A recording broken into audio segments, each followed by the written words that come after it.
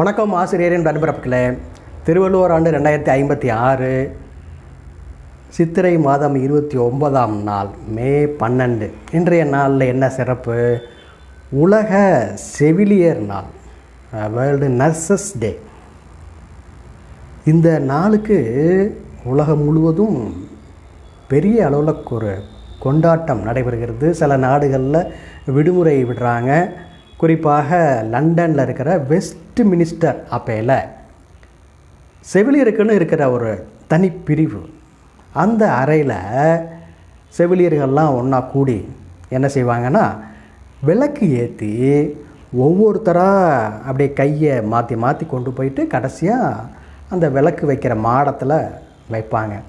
என்ன காரணம் அப்படின்னு சொன்னால், ஒவ்வொருவரும் அன்பை பரிமாறிக்கொள்ள வேண்டும் அப்படிங்கிறது தான் காரணம். எவ்வளவு சிறப்பு! அன்பு அதுதான் முக்கியம். அன்புடைமைன்னு சொல்லிட்டு திருவள்ளுவர் ஒரு 10 குறள்களை அப்படி இயற்றியிருக்கிறார். ஆக உலகம் சிறப்பாக இயங்குவதற்கு அன்பு மிகவும் முக்கியம்.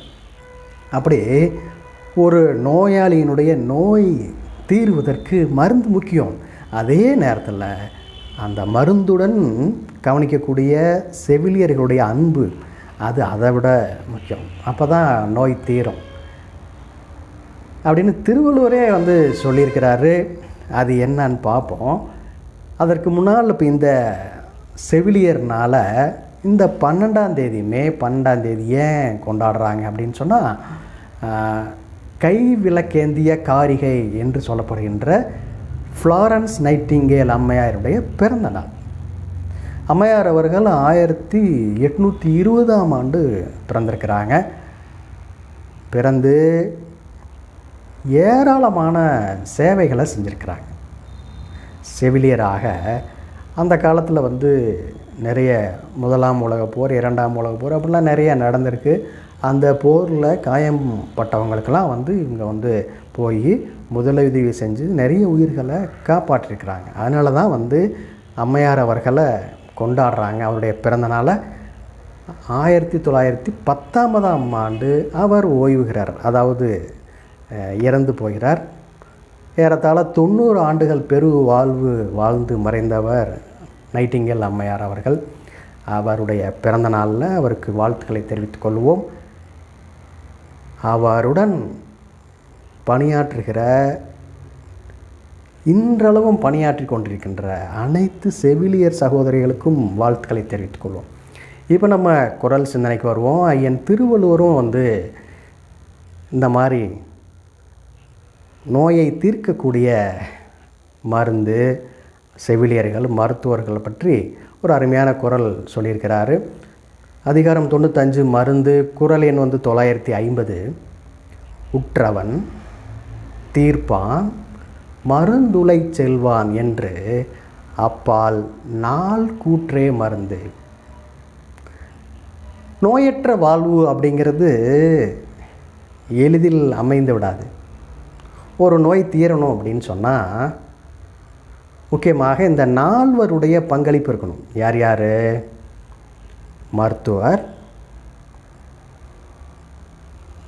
நோயாளி. இப்போ 2 பேரும் முக்கியம் இல்லை. மருந்து, நோயை தீர்க்கக்கூடிய மருந்து. இந்த மருந்தை கொடுத்து கவனிக்கின்ற மருத்துவருடைய உதவியாளர்கள், அவர்கள்தான் செவிலியர்கள். அப்போ அந்த காலத்திலே ஐயன் திருவள்ளுவர் செவிலியர்களுடைய பங்களிப்பை போற்றி சொல்கிறார். ஆக இந்த 4வருடைய பங்களிப்பு இருந்தால் தான் ஒருவருடைய நோய் தீரும். அதிலும் குறிப்பாக உங்களுக்கு வந்திருக்கிற நோய் காப்பாற்றிடலாம், ஒன்றும் கவலைப்படாதீங்க அப்படின்னு வேலைக்கு மருந்தை கொடுத்துட்டு ஆதரவோட அன்புக்கரம் நீட்டுகின்ற செவிலியர்கள், அவர்களுடைய பங்களிப்பு மிக மிகவும் முக்கியமானது. இப்போ இந்த பதிவில் நம்ம சிந்திப்பது கடவுளின் தூதுவர்கள் அப்படிங்கிற தலைப்பில் தான் நம்ம பேசிகிட்டு இருக்கிறோம். கடவுளின் தூதுவர்கள் இந்த நர்ஸ், செவிலியர் அப்படின்னு சொன்னால் அது மிகவும் சரியாக இருக்கும். அப்போ கடவுள் யார் அப்படின்னு சொன்னால் மருத்துவர் தான் கடவுள். நிறைய பேரை பார்த்துருக்குறோம், கடுமையான வயிற்று வலி, பல தலைவலி, அப்படி பல சிக்கல்களில் நடக்கவே முடியாமல் தள்ளாடிட்டு வந்துடுவாங்க.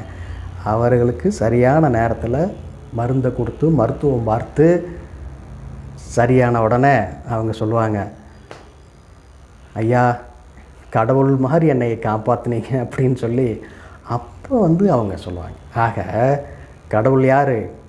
மருத்துவர்கள். கடவுளின் தூதுவர்கள் இந்த செவிலியர்கள். இவர்களுடைய பங்களிப்பால் தான் மக்கள் ஆரோக்கியமாக மகிழ்ச்சியாக வாழ முடிகிறது அப்படிங்கிறது யாராலும் ஏற்றுக்கொள்ளப்பட வேண்டிய ஒன்று. அதனால தான் நம்ம இந்த நேரத்தில் செவிலியர்களுக்கெல்லாம் நாம் வாழ்த்துக்களை சொல்லிக்கொள்கிறோம். இப்போ நம்ம ஊடகங்களில் பார்க்குறோம், செவிலியர்களை மருத்துவர்களெல்லாம் வைத்து மீம்ஸ், நகைச்சுவை சொல்கிறது, அதையெல்லாம் தவிர்க்க வேண்டும் அப்படிங்கிறதையும் இந்த நேரத்தில் நம்ம தாழ்மையுடன் கேட்டுக்கொள்கிறோம்.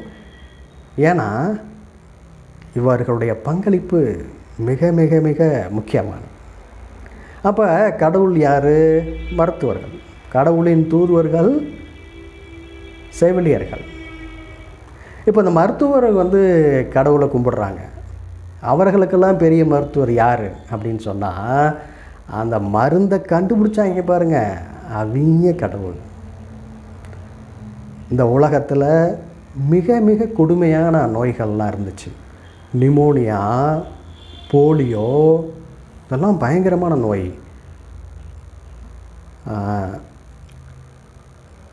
டிபி என்று சொல்லப்படுகின்ற காச நோய்.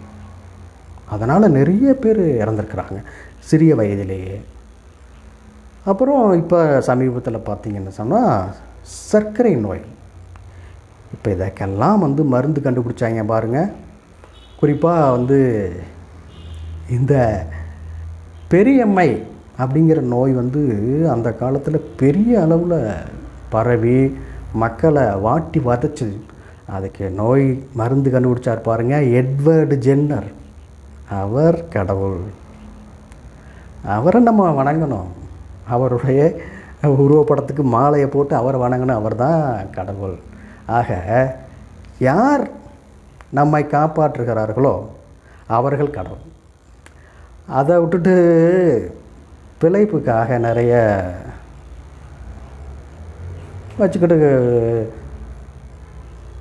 கற்பிப்பாங்க. அவைகள் கடவுள் அப்படிங்கிறத நான் ஏற்றுக்க மாட்டேன். அப்போ யார் உங்களுக்கு விருப்பமோ நீங்கள் அதை பின்பற்றலாம், அது உங்களுடைய உரிமை. ஆனால் உண்மை அப்படிங்கிற ஒன்று இருக்குது. அது நோய்க்கு மருந்தை கண்டுபிடிச்சா பாருங்கள், அவங்க தான் கடவுள். அதை செயல்படுத்துகிறாங்க பாருங்கள் மருத்துவர்கள், அவர்கள் கடவுள்கள். அந்த மருத்துவர்களுடைய அறிவுரையை சரியாக பின்பற்றி மருந்தை கொடுத்து நோயை காப்பாற்றுற செவிலியர்கள், அவர்கள் கடவுளின் தூதுவர்கள். சரிங்க, இந்த செவிலியர் நாள், நர்சஸ் டே, திருக்குறள் விளக்கம், கடவுள் தூதுவர்கள், இதை பற்றியான தகவல்கள் உங்களுக்கு பிடித்திருக்கும், பயனுள்ளதாகவும் சிந்தனையை தூண்டும் என்று நான் நம்புகிறேன். இது போல் ஏராளமான தகவலுக்கு நம்முடைய ஆசிரியர் நகுல்சாமி யூடியூப் சேனலை இதுவரைக்கும் சப்ஸ்கிரைப் பண்ணாதவங்க சப்ஸ்கிரைப் பண்ணுங்கள், லைக் பண்ணுங்கள், ஷேர் பண்ணுங்கள், மற்றவங்களுக்கும் பயன்பட்டு உங்களுடைய கருத்தை சொல்லுங்கள். மானமும் அறிவும் மனிதருக்கு அழகு. நன்றி, வணக்கம்.